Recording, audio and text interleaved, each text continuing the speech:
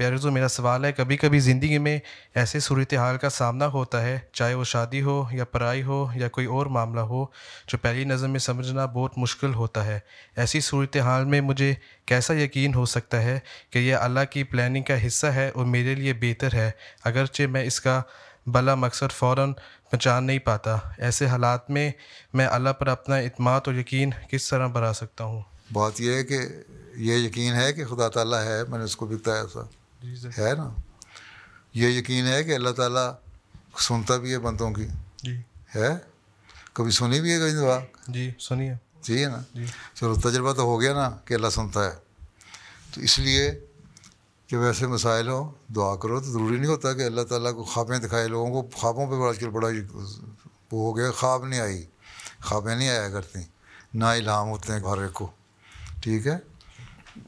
دل کی ایک کیفیت ہوتی ہے، دل میں تسلی ہوتی ہے، دعا کرو، نفل پڑھو، 5 دن 7 دن 8 دن 10 دن ہیں، جی اور بہت ہی مسائل بڑے ہیں تو 40 دن تک نفل پڑھو، ہیں، رات کو عشاء کے بعد دعا کرو، جی اس کے بعد جو دل میں تسلی ہو اس کے بعد فیصلہ کر لو، ٹھیک ہے۔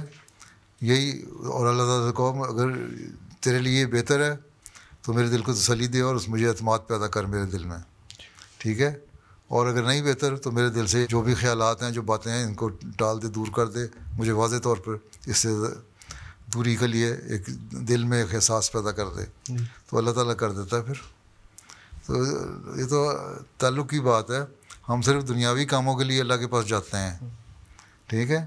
جب ہمارے مسائل نہیں ہوتے ہم اللہ کی طرف اس طرح نہیں گڑ گڑاتے، حالانکہ کم ہفتے میں 1 2 3 دفعہ ویسے بھی جانا چاہیے نا اللہ کو کہ اللہ تعالیٰ تو ہے، ہم تجھے پانا چاہتے ہیں، ٹھیک ہے، اور تجھے پانے کے لیے ہم تجھ سے مانگتے ہیں کہ تو ہمیں بتا راستہ۔ اہدنا الصراط المستقیم کی دعا مستقل پڑھتے رہا کرو، ٹھیک ہے۔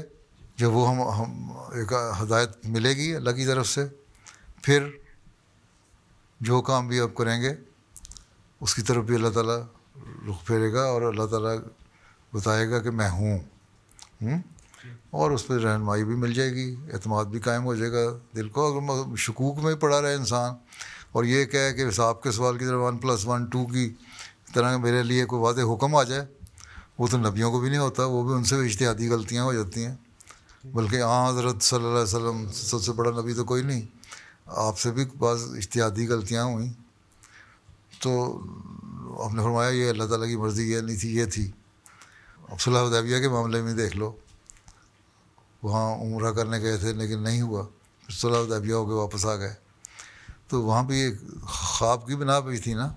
اب خواب کو سمجھنے میں بھی آپ سے بھی غلطی ہوئی، لیکن آپ نے سمجھا کہ یہ شاید پوری ہو جائے، اس کے بعد اللہ تعالیٰ نے کہا نہیں یہ آئندہ پوری ہوگی، آپ پہ واضح کر دیا۔ تو آپ کو تو وہی بھی ہوتی تھی، الہام بھی ہوتے تھے، سارا کچھ ہوتا تھا، اس کے باوجود تھا۔ تو ایک بندہ، عام بندہ کیا چیز ہے اس کے مقابلے میں، ٹھیک ہے۔ پھر حضرت مسیح علیہ السلام نے فرمایا کہ مجھ سے بھی اجتہادی غلطیاں ہو جاتی ہیں، خلفاء سے بھی ہو جاتی ہیں، جماعتی معاملات میں ہو جاتی ہیں، لیکن اللہ تعالیٰ اس میں نتائج بد نہیں کرتا، نتائج بہتر کر دیتا ہے۔ اس لیے عام حالات میں بھی اللہ تعالیٰ سے یہ مانگو کہ چل جو بھی ہو، میرا کبھی اللہ تعالیٰ پہ ایمان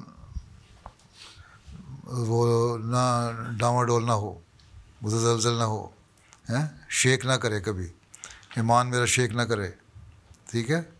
یہ دعا کرو عام حالات میں بھی۔ تو پھر جب ایسے موقع، خاص موقع آتے ہیں، وہاں بھی اللہ تعالیٰ پھر تسلی کے سامان پیدا کر دیتا ہے، ٹھیک ہے۔ جی